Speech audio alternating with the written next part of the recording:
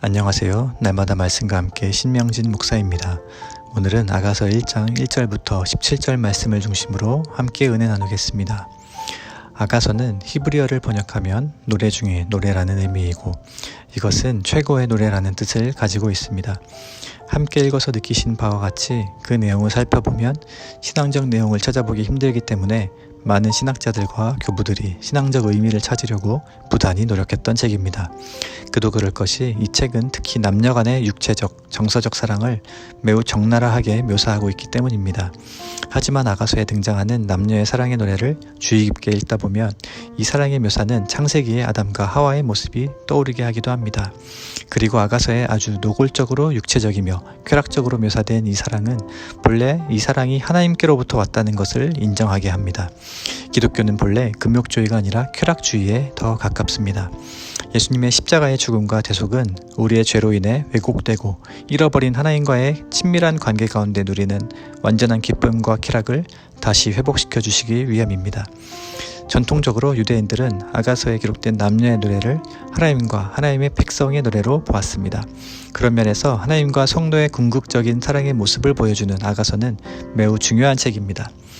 이스라엘 백성들은 지혜서를 사랑했는데 잠언은 성전의 뜰, 전도서는 성소, 아가서는 지성소라고 생각했습니다. 히브리 사람들이 가장 존경하는 랍비 중 한 사람인 아키바는 이스라엘의 아가서가 주어진 날보다 더 소중한 날은 이 세상에 없다. 모든 기록이 거룩하지만 아가서는 그 중에서도 가장 거룩한 지성소다 라고 말했습니다. 즉 아가서는 남녀의 사랑의 노래를 통해서 하나님과 성도의 은밀하고 친밀한 관계를 읽어낼 수 있는 지성소와 같은 성경입니다. 아가서 1장은 신랑과 신부, 신부의 친구들의 노래로 전개되고 있습니다. 1장 2절에서 7절까지는 신부가 먼저 노래를 부릅니다. 이 신부의 노래의 특징은 갈망입니다. 사랑이란 사랑의 대상을 갈망하는 것입니다. 여러분은 곁에 계신 배우자와 예전에 연애하고 결혼하고 싶어서 눈에 콩깍지가 씌어서 그 사람의 마음을 얻기 위해 어떻게든 해보려고 했던 기억이 있으십니까? 그것이 바로 갈망입니다. 이 신부는 사랑하는 이에 대한 갈망이 점점 커져갑니다. 세번역 성경으로 2절에서 7절까지를 살펴보면 이렇습니다. 당신의 입술로 내 입술을 덮어주세요. 입 맞춰주세요. 당신의 침실로 나를 데려가 주세요. 당신이 어디에 있는지 나에게 말씀해 주세요. 라면서 왕을 매우 갈망하는 사랑의 표현을 볼 수 있습니다. 이 신부의 모습을 보면서 우리는 왕을 향한 그녀의 깊은 사랑의 갈망을 느낄 수가 있습니다. 우리는 신부의 모습에서 하나님을 예배하고 하나님을 사랑하는 우리의 참 모습이 어떠해야 되는지 돌아볼 수 있어야 합니다. 사랑하는 성도 여러분, 우리의 삶 속에, 우리의 예배 속에 이 신부가 은밀하지만 노골적으로 남자의 사랑을 갈망하듯이 하나님을 갈망하는 모습이 배어 있습니까? 그 증거는 무엇입니까? 우리가 남녀 간의 사랑이 적나라하게 묘사된 아가서에서 놓치지 말아야 할 것은 하나님을 향한 우리의 사랑이 이와 같아야 한다는 사실입니다. 우리는 하나님을 갈망해야 합니다. 예배는 하나님만 갈망하는 것입니다. 남녀 간의 사랑은 그 사이에 다른 어떤 존재도 끼어들 수 없습니다. 만약 다른 존재가 끼어든다면 우리는 그것을 간통이라고 합니다. 부부간에 절대 용서할 수 없는 죄가 간통죄 아닙니까? 우리 하나님 역시 소멸하는 불로 질투하시는 하나님이십니다.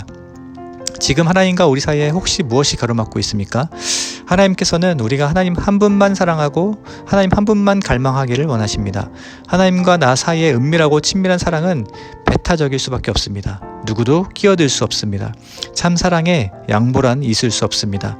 아가서는 아주 불같이 활활 타오르는 사랑의 진짜 속성이 무엇인지 우리에게 가르쳐주는 하나님의 말씀입니다. 사랑은 다 태워버립니다. 하나님께서는 우리가 다른 것을 사랑하도록 하나님께서 우리에게 받으셔야 할 마땅한 사랑을 다른 대상에게 양보하지 않으십니다. 구약의 예배인 번제, 소제, 화목제 등 대부분의 제사가 귀한 제물을 태워버리는 제사입니다. 하나님께서는 아브라함에게 이삭을 바치라고 하실 때에도 번제로 태워서 드리라고 명하셨습니다.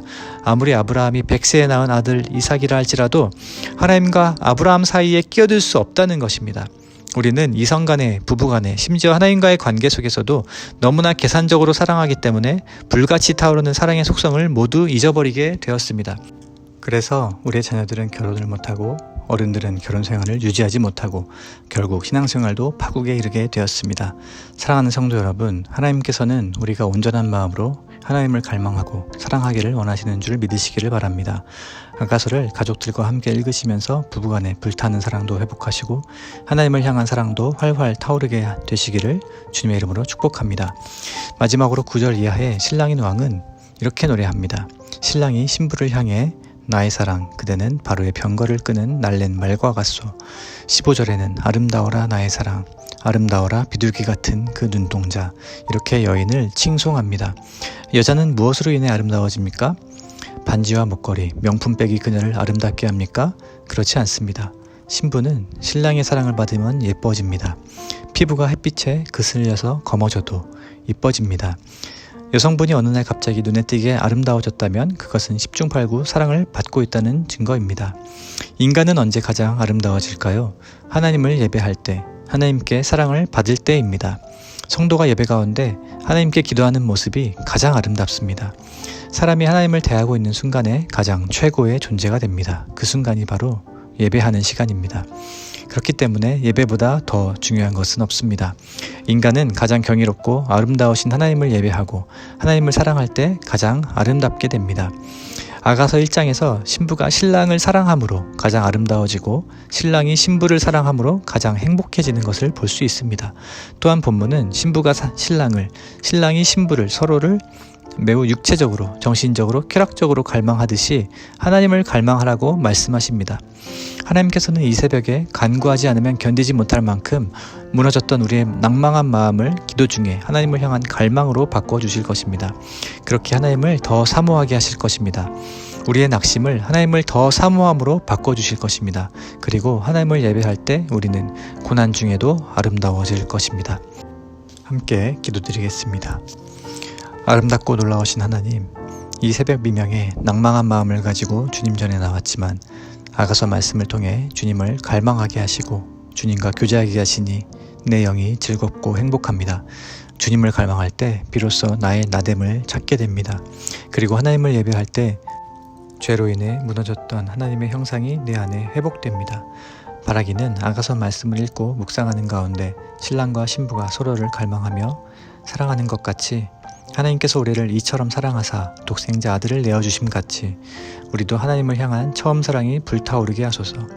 그리하여 그리스도와 깊은 연합을 통해 하나님의 임재가 머무는 거룩한 지성소로 담대히 나아가는 이 시간이 되게 하여 주옵소서. 그곳에서 아름다우신 주님을 뵈므로 죄로 얼룩진 우리를 보혈로 씻어주심으로 말미암아 너는 아름답다, 주님 보시기에 참 좋았다 인정받는 시은소교회 모든 성도님들 되도록 축복하여 주옵소서. 우리의 신랑이신 예수 그리스도의 이름으로 기도드립니다. 아멘.